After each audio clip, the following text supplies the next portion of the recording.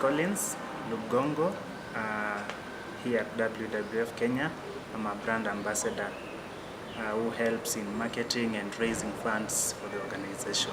I chose to work with WWF Kenya because the organization is doing what is in line with my profession.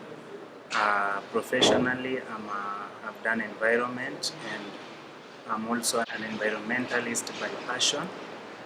So like what I just doing here, I'm just in the right place.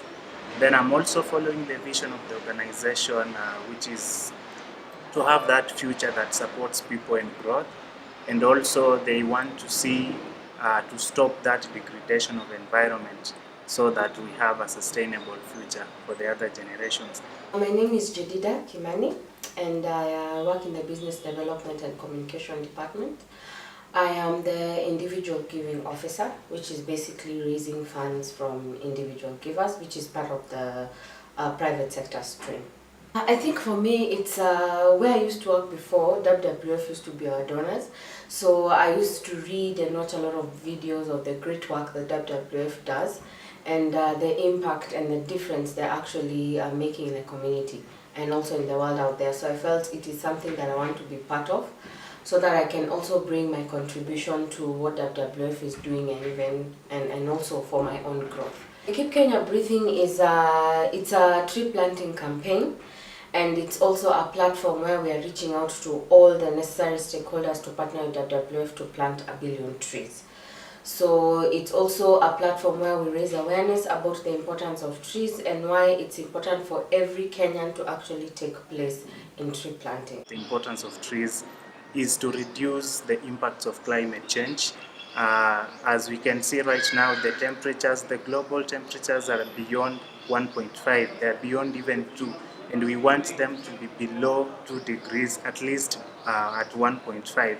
They also work as the habitats for the wildlife, both the animals and birds. So trees are very important. Trees are the lungs of the world. I mean, scientifically speaking, everyone knows that they sink in the carbon and they let out the oxygen.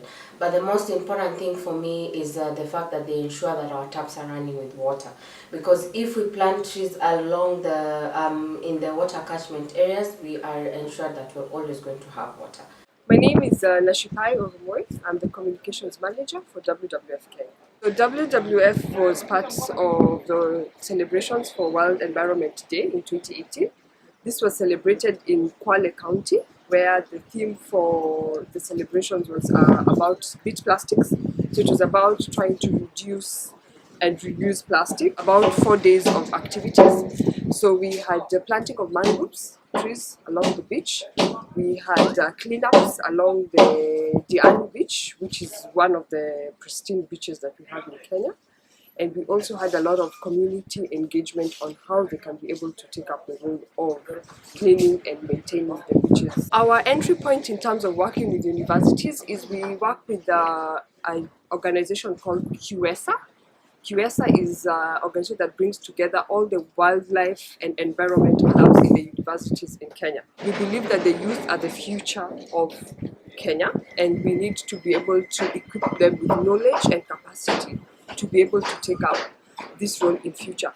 So it's been helpful for us to be able to work with that body because they're already very much aware about what needs to be done in terms of environment. They're able to reach more youth on our behalf without us having to be there. We have a unit, or rather a program in WWF Kenya that is called PRI, so Policy Research and Innovation. And the mandate of that program is to be able to engage government and other stakeholders to influence policy as far as natural resource management is concerned. We work very close with government and other like-minded institutions. One of the things that we try to do is to empower civil society.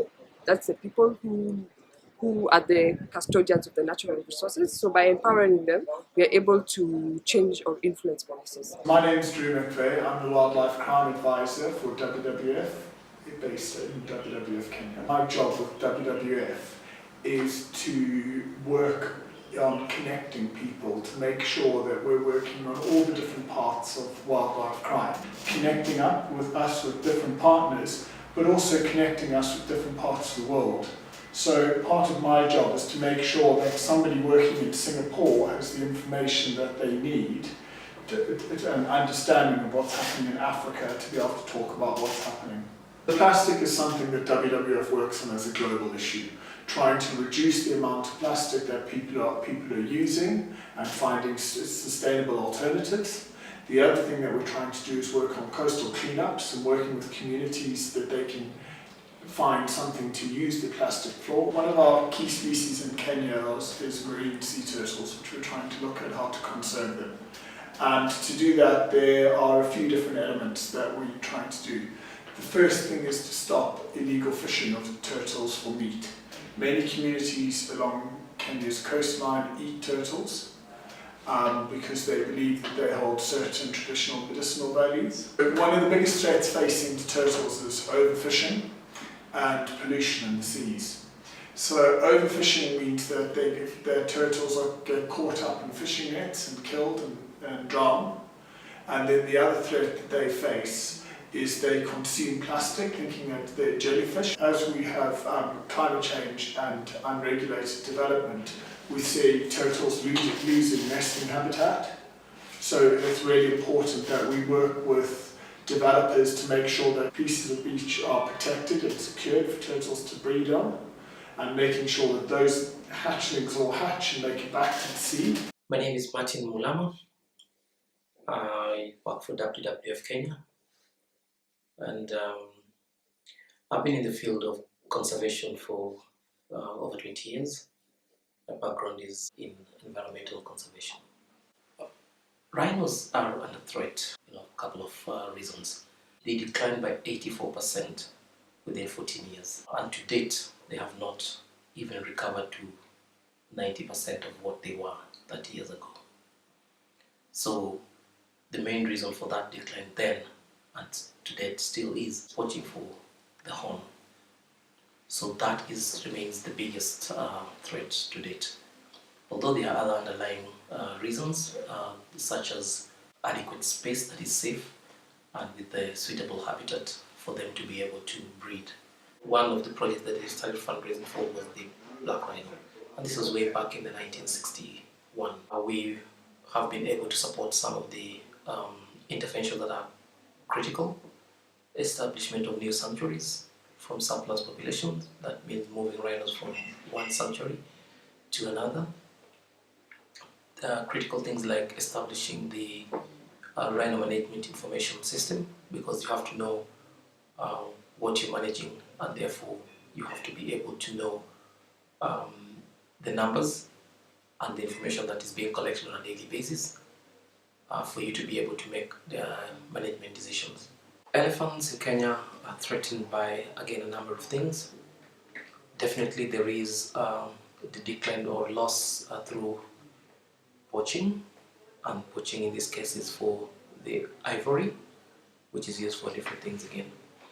The other one is through what is known as problem animal control. They are migratory in nature, and therefore they move long ranges from one area protected to another area, and in the process they do pass through areas that are high human densities. They will be in conflict with people who are probably planting their crops. So there's a lot that threatens them. We talk about stopping the poaching, we talk about stopping the trafficking, and then we talk about stopping the buying. So those are the things that WWF again is assisting the partners that we work with in an effort to save the elephant. My name is Yusuf Adam. I am the Wildlife Program Manager at WWF Kenya. And Wildlife Program is one of the 5 conservation programs in WWF Kenya. Wildlife Program focuses specifically on some priority species. And for Kenya, we are looking at the African elephants, the African lions, the hirolas and the sable antelope, whose population are really going down in Kenya. And also at the marine side, we focus on turtles, turtle conservation. We are now transporting 8 rhinos from Nairobi National Park and 6 rhinos from Nairobi National Park. those two locations have specifically been chosen because the rhinos in those areas have reached the carrying capacity, and they also needed to be moved to other places